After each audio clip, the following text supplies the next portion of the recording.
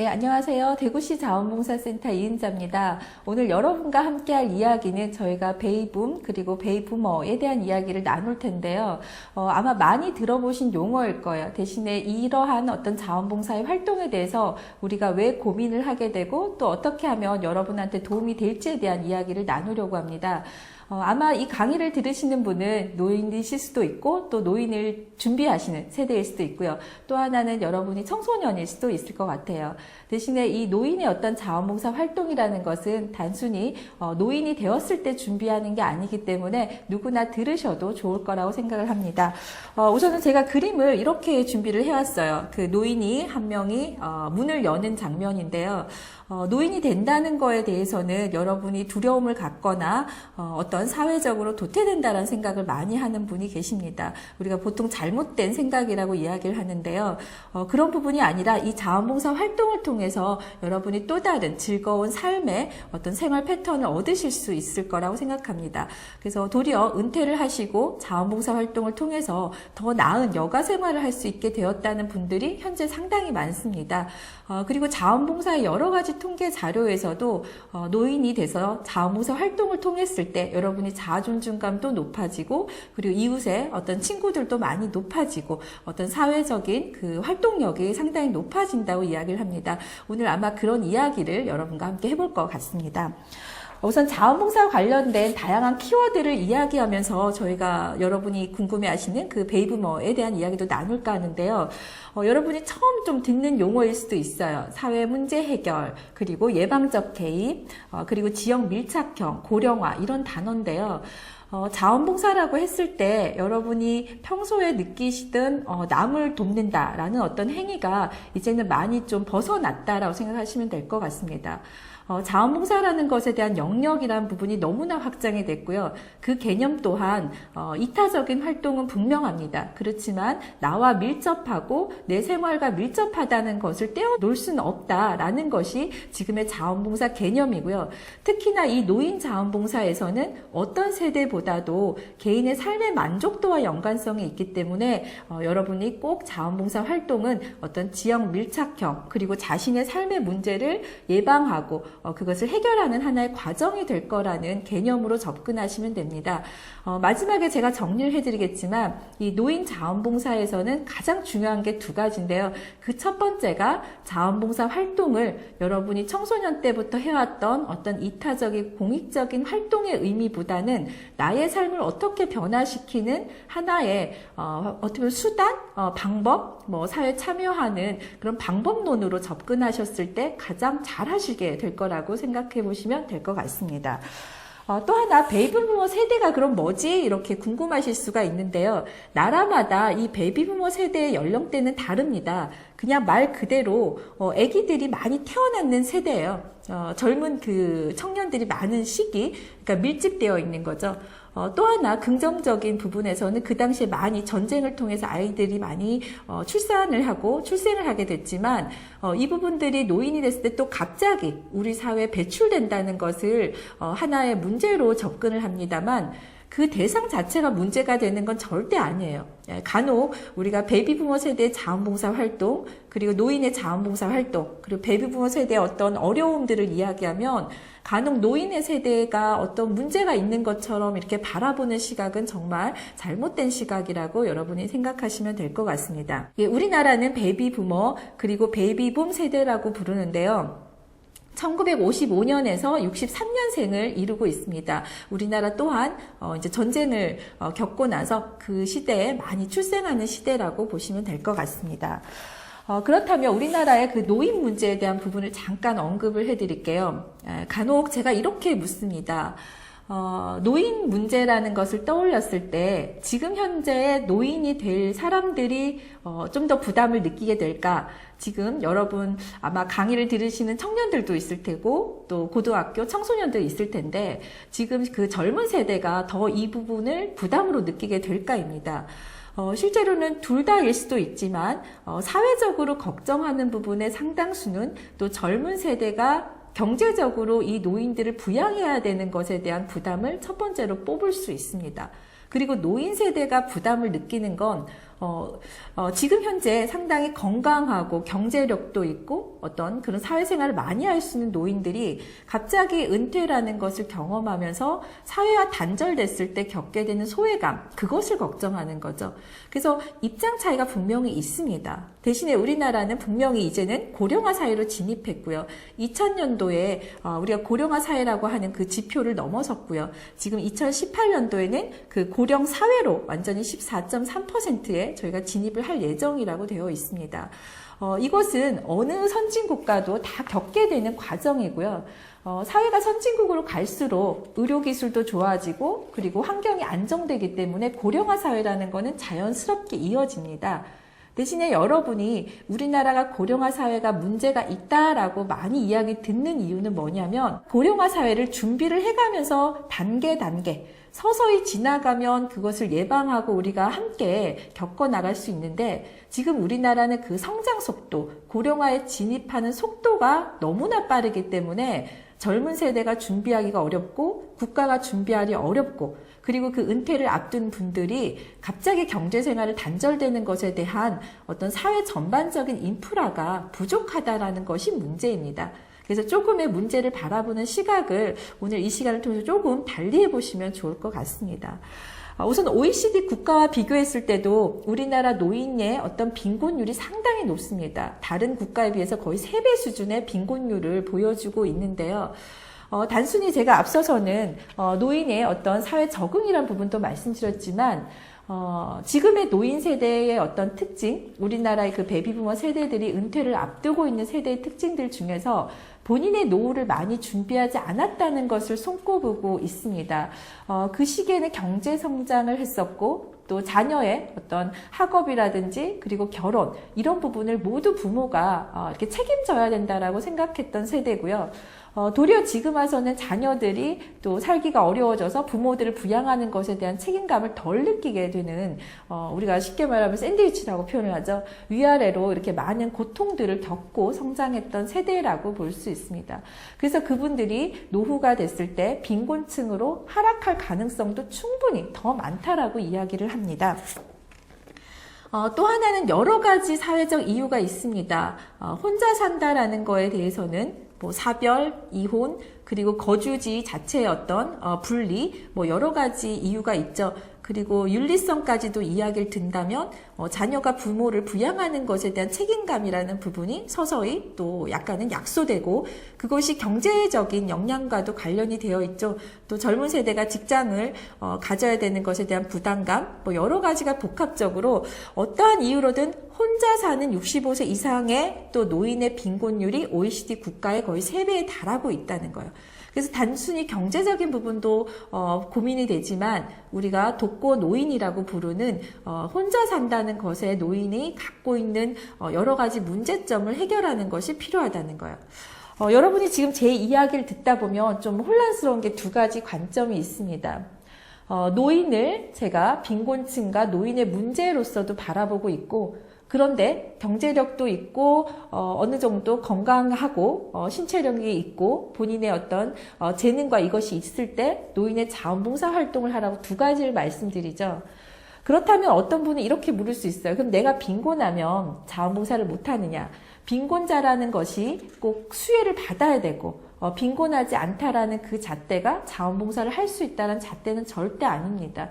그렇지만 대부분 자원봉사를 참여하기 위해서는 어느 정도 경제력이 됐을 때 여가로서 활동을 할 수 있다 보니 빈곤하신 어떤 노인층, 빈곤하신 다른 계층들도 자원봉사를 참여하기는 좀 어려울 수는 있죠. 그게 통계 자료로 그렇게 보인다는 거지 일률적으로 저희가 일반화돼서 빈곤 노인은 자원봉사자가 되지 않는다 이런 논리는 아닙니다. 그래서 2가지 설명을 같이 혼재되어 있다는 걸 말씀을 드릴게요.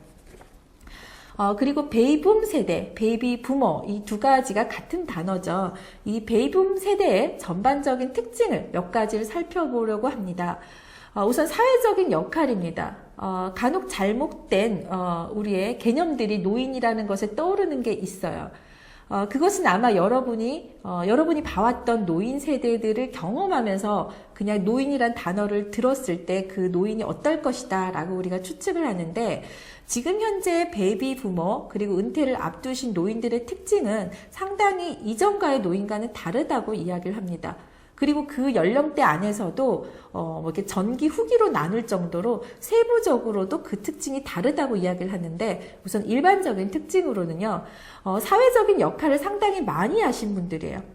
사회적으로 우리가 급성장할 때 상당히 노동을 하셨고 그만큼 경제에 치중을 했었다는 것. 그것이 어떤 의미를 두냐면, 우리가 이런 가정의 모습들이 있죠. 아버지가 집에 들어와서 아기 자냐? 뭐 밥 먹었어? 이런 간단한 대화만 하는 어떤 가족의 모습을 가끔 이렇게 TV나 영상에서 보여주잖아요. 그 의미는 그런 가장들이, 여성이든 남성이든 그런 경제 생활을 하는 가장들이 그만큼 힘들게 경제 생활을 해왔고, 본인 스스로는 사회 생활을 할 만큼의 여유를 갖지 못했다라는 것을 단적으로 보여주는 가정의 모습입니다. 그래서 이 베이비부머 세대들 자체도 어떤 다양한 그런 경험들을 해왔지만 급성장한 시기에 진통도 겪었고요. 우리나라 IMF도 겪었고, 그런 가운데 많은 역할을 중추적으로 해왔다라는 것에 꼭 기억을 많이 해오셨던 분들이다. 이런 부분을 또 청소년 여러분이나 지금 우리 성인 세대도 잊지 말아야 된다고 우리는 꼭 이야기를 합니다.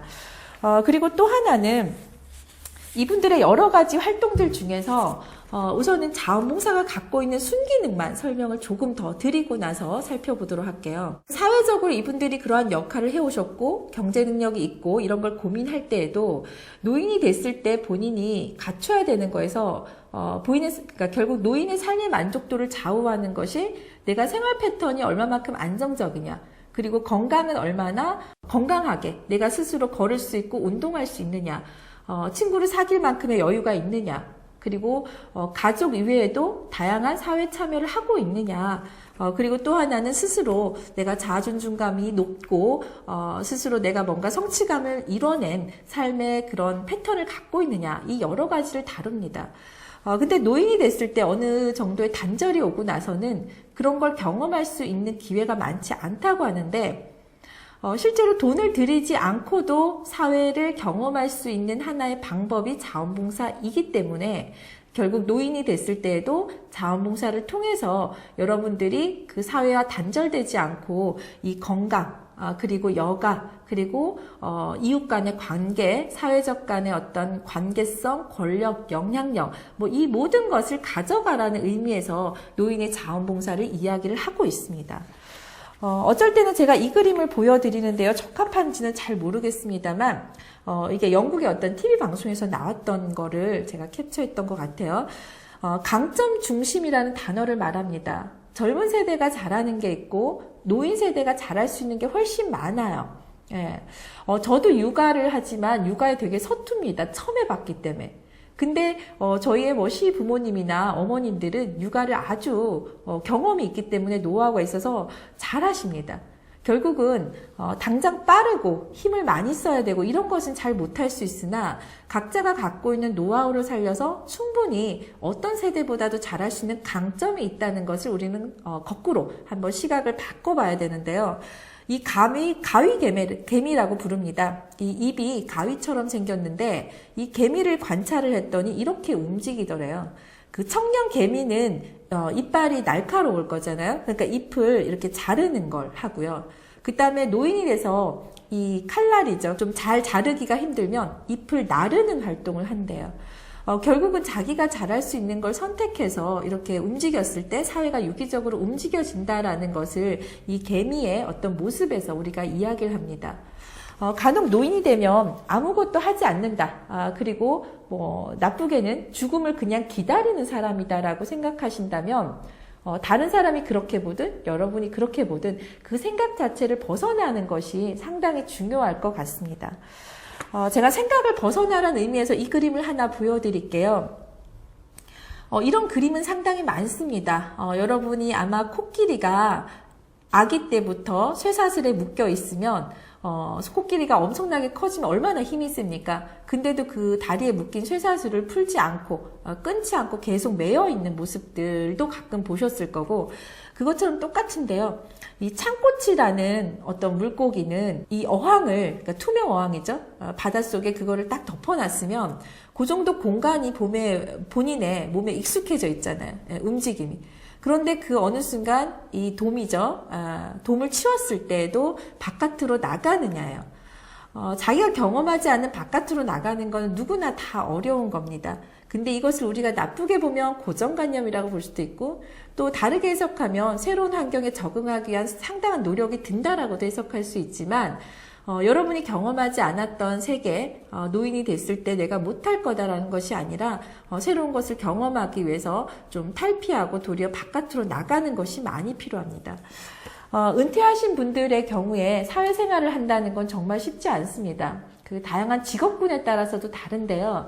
본인의 직업이 상당히 역동적이고 기존의 네트워크를 많이 해왔던 직업들은 그나마 각각의 어떤 동호회나 소모임 그리고 자원봉사 모임을 만들어서 소속돼서 활동하기를 되게 쉽게 또 이어가는 경우도 있고요. 노인들이 자원봉사를 하기 어려운 이유는 새로운 사람을 만나야 되는 것에 대한 부담감, 그리고 어떻게 보면 지금 있는 인간관계도 조금 정리하시는 상황에서 새로운 인간관계를 만들기 위한 나의 노력을 하는 것을 되게 싫어하시는 경우, 그리고 그걸 굳이 해야 되느냐라고 이렇게 물으신다면 어느 정도는 관계를 유지하는 게 그냥 여러분의 노인의 삶에 분명히 도움이 된다라고 이야기를 합니다. 그래서 그러한 노력은 더 큰 효과를 가져올 수 있기 때문에 꼭 하시라는 거고, 그것이 꼭 자원봉사일 뿐만은 아닐 거예요. 여러분이 사회적 활동, 일자리 창출도 있고 또 다른 그냥 개인적 취미생활도 있을 겁니다. 그렇지만 많은 사람들을 경험할 수 있는 기회는 자원봉사 활동을 통해서 쉽게 할 수 있다라고 이야기를 드립니다. 그럼 또다시 이어서 한번 설명을 드려볼게요. 베이비부머 세대가 가족 관계는 그럼 어땠는가? 앞에서 경제성장의 거의 주역이라고 말씀을 드렸는데, 자녀의 경제적인 것도 부모가 책임져 왔던 세대, 그리고 지금 자신에 대한 노후를 거의 준비하지 않았던 세대, 그리고 경제활동을 함으로 인해서 가족관계라는 부분에서 조금은 정서적인 부분의 관계가 덜 되어 있을 수도 있다는 것. 그리고 정서적인 관계를 잘 못하시는 일부분도 있다고 이야기를 합니다. 그래서 이 자원봉사 활동이 여러분들을 가족관계든 어떤 관계를 맺어주는 하나의 도구가 될 거고, 그 속에서 좀 충만하다고 표현하는 게 참 맞을 거예요. 여러분의 삶의 만족도, 내가 남을 도울 수 있구나, 그리고 작은 어떤 행복감, 내 생활이 변화되는 걸 느끼면서 정서적인 감동을 되게 많이 느낄 수 있다라고 이야기를 합니다. 그리고 또 하나는 건강이라는 부분이죠. 요즘은 자원봉사자분들의 연령대도 상당히 높아졌어요. 특히 대구가 다른 어떤 도시보다도 고령 자원봉사가 좀 많게 제가 느껴집니다. 피부로. 통계치는 아닙니다만 정말 10년, 15년 전에 배웠던 분들도 아직까지 자원봉사를 하고 계시는데 그만큼 자원봉사가 매력이 있다는 거겠죠. 대신에 건강을 챙기기 위해서 우리가 자원봉사를 하는 거지, 자원봉사를 매일같이 하시면서 건강에 손상이 오면 절대 안 된다고 이야기를 드립니다. 이 세대는, 베이비부머 세대는 건강에 대한 인식이 상당히 그래도 다소 높은 편이고요. 의학적으로 우리나라가 발전된 시대에 살아오셨고 실제로 건강관리라는 부분도 잘 되어 있다고 이야기를 합니다. 그래서 은퇴를 하는 노인이라고 바라보지만 오히려 건강관리를 할 시간이 많아지면서 어떤 장년층보다도 더 건강한 어떤 신체 조건을 갖추고 있을 수도 있고요. 대신에 그 건강이란 부분에서 여기 원고처럼도 마음 관리라고 표현을 하죠. 어떤 자신의 정서적인 부분을 관리할 수 있는 부분에 대해서는 우리가 좀 더 주의를 할 필요가 있다고 볼 수 있습니다. 그럼 이분들이 갖고 있는 사회에 대한 기대라는 부분인데요. 사회에 대한 기대라는 것은 이 노인 세대를 바라보는 것에 있어서 이분들이 어느 정도는 건강하고 그리고 심리적으로도 안정되어 있다. 그리고 어느 정도 여력이 있고 재능도 있고 대부분 직장을 다녔던 사람이라고 가정한다면 그 재능을 살려서 이 사회에 다시 기여할 수 있는 기회를 제공한다라는 사회적 기대를 갖고 있습니다. 제가 앞에서 쭉 말씀드렸던 부분을 잠깐 정리를 해드리면 이 노인 세대, 제가 그냥 노인 세대라고 편하게 이야기를 드린다면 자원봉사의 효과는 이 네 가지로 이야기를 합니다. 국가적인 시각에서는 이 노인들이 자원봉사를 하지 않고 사회 참여를 하지 않고 집에 혼자 있다. 아까 뭐 독거 노인일 수도 있고 그렇지 않을 수도 있지만 그렇게 되면 이 사람들이 갖춰왔던 지금의 재능, 자원이 활용되지 않는 거잖아요. 경제적으로 보면 손실이라고 볼 수 있는 거예요. 플러스적인 효과는 없지만. 그래서 국가적 차원에서는 국가 경쟁력을 높이는데 분명히 이분들의 어떤 사회 참여가 충분히 필요하다는 얘기고요. 사회 자원이라는 용어는 조금 어려우신데 제가 쉽게 말씀드리면 여기 신뢰, 사회 자본이라고 되어 있습니다. 관계를 맺지 않고는 내가 지금 현재 돈은 100만 원이 없더라도 계속적인 여러 가지 인간관계를 여러분이 맺고 계시면 내가 어려운 일을 당했을 때 누군가 도와줄 수 있다는 얘기죠. 우리는 그것을 사회적 자본, 사회 자본이라고 이야기를 합니다. 그래서 특히나 노인 세대가 될수록 많은 관계망과 신뢰할 수 있는 폭을 넓혀놔야 여러분이 어려운 상황에 닥쳤을 때 우리가 혈연관계, 어떤 법정관계가 아니더라도 정말 이웃에게 도움을 구할 수 있다는 거죠. 그런 의미의 사회적 차원에서는 자원봉사를 많이 하실수록 탄탄한 네트워크 형성이 됩니다. 그리고 관계라는 부분은 제가 앞서 많이 설명드렸던 것 같아요. 건강도 마찬가지고요. 그리고 이제는 조금 정리를 해보면서 이분들의 어떤 기타적인 특성이라고 표현을 했는데 여러 가지 어떤 욕구적인 부분인데 이분들이 어떤 직장 생활을 해왔고 지금까지 해왔던 활동력을 손을 놓기보다는 계속적으로 활동에 대한 욕구가 상당수 많다는 이야기입니다. 그리고 학습 능력이 가장 뛰어나신 어떤 부분에 있어서 그것을 놓치지 않아야 된다는 것. 그리고 지금 저도 마찬가지인데요. 저희 부모님께도, 좀 연세가 드셨으니 쉬세요. 이거 좀 힘드시지 않으세요? 이런 이야기를 드리면, 좋아하시기보다는, 나를 위해준다는 느낌보다는, 되게 나를 거부당했다는 느낌? 내가 늙어가는 것을 또다시 인지시키는 거잖아요. 그래서 조금 가끔은 불쾌하실 때도 있더라고요. 그래서 자신이 노화된다는 것에 대한 거부감을 가질 수 있다는 거예요. 대신에 저희가 아주 연로하시고 정말 건강이 약하신 분에게 사회 참여를 하라는 이야기가 아니기 때문에 본인이 어느 정도 건강하다라고 생각이 된다면 그런 노화라는 부분과는 생각하지 않고 어떤 사회 참여를 해보시는 것이 훨씬 도움이 될 거라고 생각합니다. 그러면 마지막으로 우선 이 베이비부머 세대의 자원봉사 활동에서 중요한 거 두 가지를 설명을 드리고 좀 마무리를 해볼까 하는데요.